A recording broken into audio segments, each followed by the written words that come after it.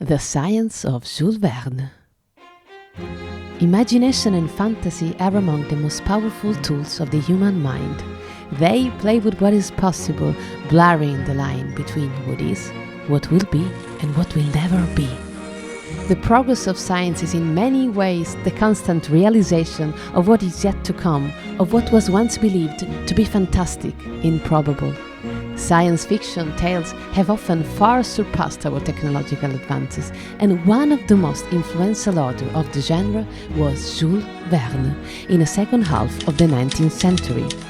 In this video, we'll explore 5 instances where Jules Verne foresaw fantastic technologies of his time that came true many years later. The moon landing.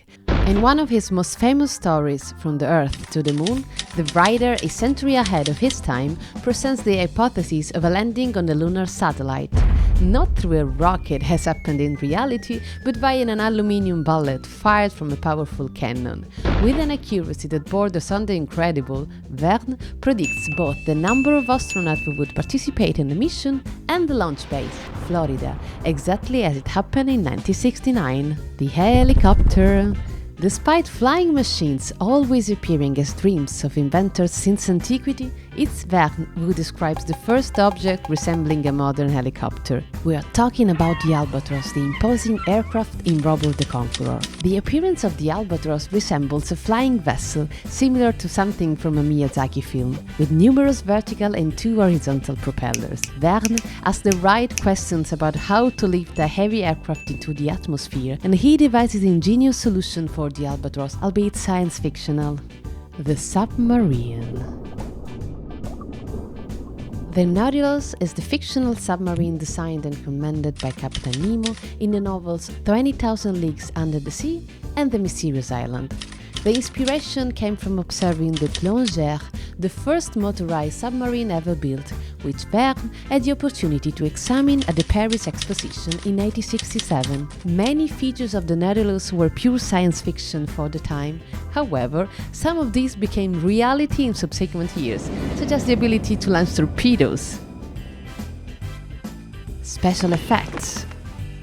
Anticipating Hollywood by almost a century, Verne chooses the best place to wow with terrifying images, recordings and sounds. An isolated castle in Transylvania.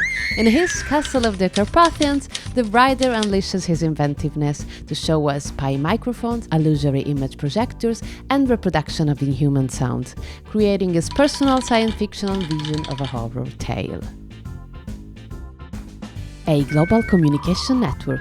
The Paris of the 20th century, as described by Verne in his eponymous book, uses databases capable of transmitting information across the globe.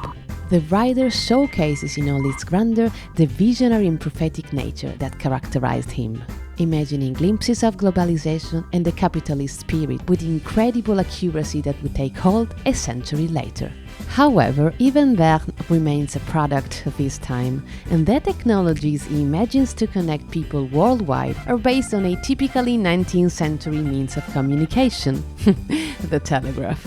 These were 5 examples of innovations born from the pen of Jules Verne and later coming to fruition in the real world long afterward. Do you know of any others? Let us know in the comments.